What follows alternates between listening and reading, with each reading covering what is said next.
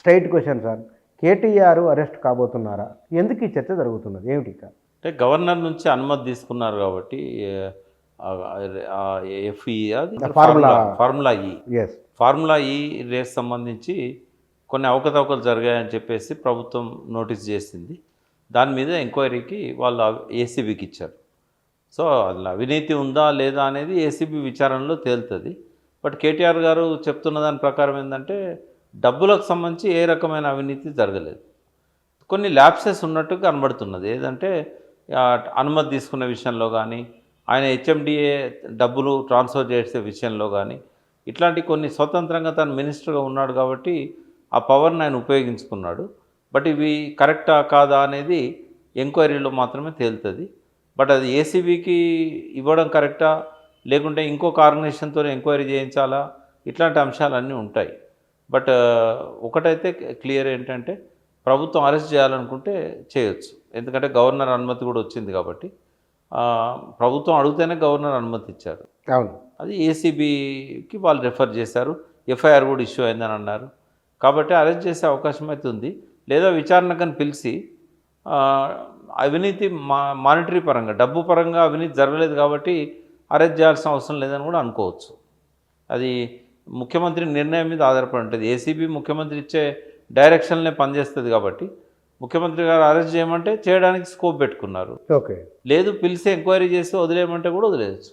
కానీ వాళ్ళు జరుగుతున్న పరిణామాలు చాలా వేగంగా పీసీ ఘోష్ బహుశా మీకు కూడా మీరు ఒకసారి వెళ్ళి వచ్చినట్టు 2 times వెళ్ళాను. 2 times వెళ్ళి వచ్చినట్టుంది. ఈ విద్యుత్ సంబంధించిన వాటిలలో ఎవ్రీడే ఒక అంశం పత్రికల్లో వస్తున్నది. ఒక చర్చనే గత ప్రభుత్వంలో ఇది జరిగిందని చెప్తున్నారు. అంటే ఇది కేసీఆర్ మీద కేసు నమోదైంది, కేసీఆర్ కూడా అరెస్ట్ కావచ్చు అని అంటున్నారు. ఏమిటి ఇది? అంటే గతంలో కూడా మనం మాట్లాడుకున్నాం బుచ్చన్న.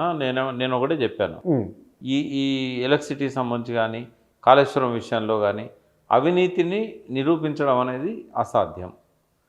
ఒకటి అవినీతి జరిగిందా లేదా అనేది వేరు విషయం, కానీ సాక్ష్యాలు, ఆధారాలు, అవినీతి ఉందా అనేది పట్టుకోవడం అనేది చాలా కష్టం. ఎందుకంటే మనీ ట్రాన్స్ఫర్ అయింది గవర్నమెంట్ సంబంధించిన పబ్లిక్ సెక్టార్ ఇండస్ట్రీకి ట్రాన్స్ఫర్ అయింది. ఏది ఎలక్ట్రిసిటీకి సంబంధించినంతవరకు ఛత్తీస్గఢ్ గవర్నమెంట్ ట్రాన్స్ఫర్ అయింది ప్రభుత్వ సంస్థకే. అట్లాగే బిహెచ్ఎల్కు ట్రాన్స్ఫర్ అయింది. అంటే ఏవైతే ప్రభుత్వ రంగ సంస్థలు లేవో వాటిలలో అవినీతికి తావుండదు. ఇప్పుడు ప్రైవేట్ దానికి ట్రాన్స్ఫర్ చేస్తే, ఇప్పుడు గ్రీన్కోనో లేకుంటే ఇంకో కంపెనీకో మనీ ట్రాన్స్ఫర్ అయిందనుకోండి, కిక్ బ్యాక్స్ ఉంటాయి. కానీ ప్రభుత్వంలో కిక్ బ్యాక్స్ ఉండవు. ఛత్తీస్గఢ్ ప్రభుత్వం కిక్ బ్యాక్స్ ఇవ్వదు, అదేవిధంగా ఇక్కడున్న ఇది కూడా ఇవ్వదు, ప్రభుత్వ రంగ సంస్థలు. అయితే కొన్ని వాళ్ళు అడిగే ప్రశ్నలు ఎట్లుంటాయంటే, ఇక్కడ బొగ్గే లేదా, బొగ్గు లేనప్పుడు ఇక్కడ ఎందుకు థర్మల్ పవర్ ప్లాంట్ పెట్టాలి, బొగ్గు అందుబాటులో ఉన్న కాడ పెట్టవచ్చు కదా, ఈ కోల్ ట్రాన్స్పోర్ట్లో చాలా నష్టం అవుతుంది కదా అని చెప్పి అన్నారు. అంటే ఇక్కడ ఇండస్ట్రీస్ ఉన్నాయి, పవర్ ట్రాన్స్మిషన్లో కూడా లాసెస్ ఉంటాయి.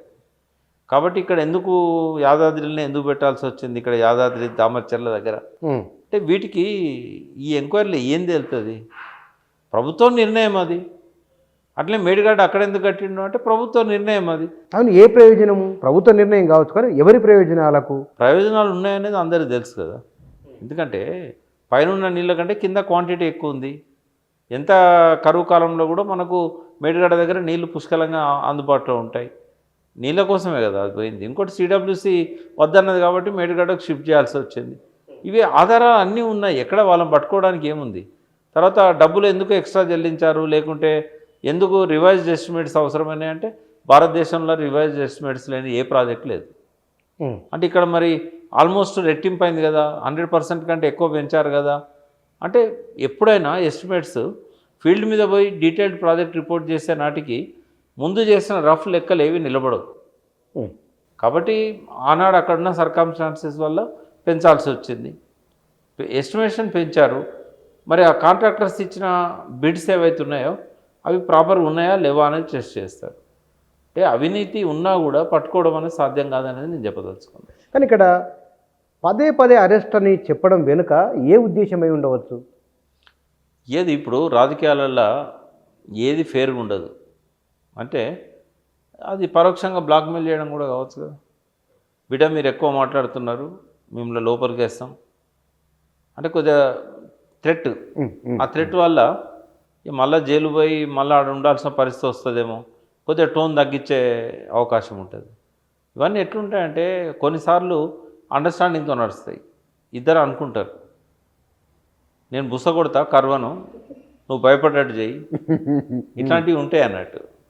కానీ ఇక ఇప్పుడున్న నడిచే రాజకీయాలు చూసినట్టయితే ఆ రేవంత్ రెడ్డి అంతరంగం ఏందో తెలుసుకోవాల్సిన అవసరం ఉన్నది. ఇప్పటివరకు అయితే స్పష్టత రాలేదు. అరెస్ట్ చేస్తాడా, లేకపోతే అరెస్ట్ పేరుతో కాలయాపన చేసి తన పబ్బం గడుపుకుంటాడా అనేది చూడాల్సిన అవసరం ఉంది. బట్ ఒక సెన్సేషన్ అయితే క్రియేట్ చేస్తున్నారు. హౌస్ కూడా ఆ ఇష్యూ మీదనే ఒక ప్రశాంతత లేకుండా, ఒక స్మూత్గా డిస్కషన్ జరగకుండా ఒకరినొకరు అనుకోవడము, మాట ఇవన్నీ నడుస్తూ ఉన్నాయి. కానీ ఇక్కడ రేవంత్ రెడ్డి ఈ ఏడాది కాలంలో చూస్తే కనుక ఆయన నిర్ణయాలు, ఆయన మాట్లాడుతున్న మాటలు, బహుశా ఆయన అంతరంగాన్ని మనం ఎట్లా అర్థం చేసుకోవచ్చు? అంటే బాగా ఇమ్మెచ్యూరిటీ ఉంది, అపరిపక్వత అనేది బాగుంది. ఫెయిల్యూర్స్ కూడా చాలా ఉన్నాయి. ఆయన అమలు చేయలేని విషయాలు కూడా ప్రజల ముందుకు వచ్చి నేరుగా ధైర్యంగా ఒప్పుకునేది కూడా లేదు ఆయనకి. కాబట్టి ఇప్పుడు ఆయన విషయానికి వచ్చినప్పుడు ఏంటంటే ఒక ప్రయత్నం అయితే చేస్తున్నాడు. ఇప్పుడు సంక్రాంతి నుంచి రైతు భరోసా కూడా ఇస్తానంటుండు. ఒకవేళ రైతు భరోసా ఇచ్చినట్టయితే ఆయన పట్ల మళ్ళీ కొంత పాజిటివ్ వచ్చే అవకాశం అయితే ఉంటుంది. రెండవది ఏంటంటే ఈ సంవత్సర కాలంలో ప్రజలు కూడా కొత్తగా ముఖ్యమంత్రి అయ్యిండు, అన్ని అప్పులు ఉన్నాయి, బడ్జెట్ లేదు, ఆయన కూడా ఎన్నడూ మంత్రి కూడా కాలే, సరే ఏదో నడిపిస్తాడు నడవని, మళ్ళీ మనకు రైతు భరోసా ఇచ్చిండు కదా అని ఒక ఎక్స్క్యూజ్ చేసే ధోరణి కూడా ప్రజలలో ఉంటుంది. కాబట్టి ఇప్పుడే మనం రేవంత్ రెడ్డి నిర్ణయాలు ఎట్లుంటున్నాయి అనే దాని మీద ఇప్పుడే నిర్ణయానికి రాలేం. రెండవది ఎవరన్నా విమర్శించారనుకో ఈ 1 ఇయర్లో ఏం సాధించిండంటే, మరి 10 ఏళ్ళ పాలనను 1 ఇయర్తో ఎట్లా పోలుస్తారు? కేసీఆర్ 9.5 ఏళ్ళలో చేసిన అచీవ్మెంట్ అంటే మరి ఒక డైరెక్షన్ ఉన్నదా అంటే డైరెక్షన్ లేకపోతే నేర్చుకుంటాడు. అంటే ప్రజల్లో వస్తున్న పరిపరి విధాల రెస్పాన్స్ ఇట్లున్నది. అంటే నిజంగానే ఇవాళ బీఆర్ఎస్ అనుకుంటున్నట్టు 100% వ్యతిరేకత రాలే. రైతు బంధు ఇవ్వలేదు అనేది ప్రధాన విమర్శ గ్రామాలలో. అది ఒకసారి వేసాడనుకో, అందుకే కావచ్చు బహుశా క్యాబినెట్లో మినిస్టర్లంతా ఆయనకు చెప్పినట్టు ఉన్నారు. అంటే ఇద్దాం మనం కూడా సంక్రాంతి తర్వాత ఇద్దాం, ఎవరికి తగ్గించేది లేదు, అందరికి ఇద్దాము అని చెప్పి ఒక మాట అన్నాడు. దాంతో చాలా వరకు పాజిటివ్ అవుతున్నది. కాబట్టి రాబోయే రోజుల్లో ఆయన నిలదొక్కునే అవకాశాలు అయితే ఉన్నాయి. కానీ కొందరు అంటున్న మాట ఏమిటంటే కేసీఆర్ లేదా కేటీఆర్ అరెస్ట్ అయితే కనుక బీఆర్ఎస్ హరీష్ రావు ఒక్కరు అంటే ఆయనకి అల్టిమేట్గా అవడం అనే ఒక ఆర్గ్యుమెంట్, రెండవది డిస్టర్బ్ అవుతుంది బీఆర్ఎస్ అనే ఒక ఆర్గ్యుమెంట్ కూడా ఉంది బయట. ఎన్ని రోజులు ఉంటారు జైల్లో? అరెస్ట్ చేస్తే మళ్ళీ విడుదల అవుతారు. ఈ కోర్టు కాకపోతే హైకోర్టు ఉంది, హైకోర్టు కాకపోతే సుప్రీంకోర్టు ఉంది. వాళ్ళను శాశ్వతంగానే జైల్లో పెట్టలేరు కదా. అరెస్ట్ చేస్తే సింపతి వాళ్ళకే వస్తుంది. ఇప్పుడు కేసీఆర్కును కేటీఆర్కు విపరీతమైన సింపతి వస్తుంది ఒకవేళ, ఎందుకంటే అవేం నిరూపణ అయ్యేటి లేవు. ఇప్పుడు 2 సార్లు ప్రెస్ మీట్ పెట్టి చెప్పాడు ఈ కార్లకు సంబంధించింది. నేను మన స్థాయి పెంచడానికి హైదరాబాద్ నగరానికి ఉజ్వల భవిష్యత్తు కోసం చేసిన ప్రయత్నం ఇది. ఇలా నేనేం తిన్నాను, డైరెక్ట్ మనీ ట్రాన్స్ఫర్ అయింది, వాళ్ళు తీసుకున్నట్టుగా వాళ్ళు యాక్సెప్ట్ కూడా చేశారు. కాబట్టి ఇక్కడ మనీ ట్రాన్సాక్షన్లో నేను తిన్నదేం లేదు కదా. సో ఆయన ఒక మంచి పని చేయకపోతే జైల్లో పెట్టిండు అనే ఒక చెడ్డ పేరు రేవంత్ రెడ్డికి వస్తుంది, సింపతి కేటీఆర్కి వస్తుంది. కేసీఆర్ విషయంలో కూడా నీళ్ళు ఇచ్చిండు, ఆయన ఇప్పటికీ దేవుడు అనే అంటారు. కొన్ని పొరపాట్ల వల్ల ఆయనను మేము ఓటు వేయలేదు కానీ ఓడిపోతాడని అనుకోలేదనే మాటలు కూడా చాలా వచ్చాయి. బట్ ఏది ఏమైనా కేసీఆర్ ప్రజల మీద కోపం ఉంది కానీ ప్రజలకు ఉండాల్సినంత స్థాయిలో కోపం కేసీఆర్ మీద లేదు. కానీ రేవంత్ రెడ్డి మీద కూడా వ్యతిరేకత వీళ్ళు ఆశించినంతగా, వీళ్ళు ఊహిస్తున్నంతగా అంత లేదు.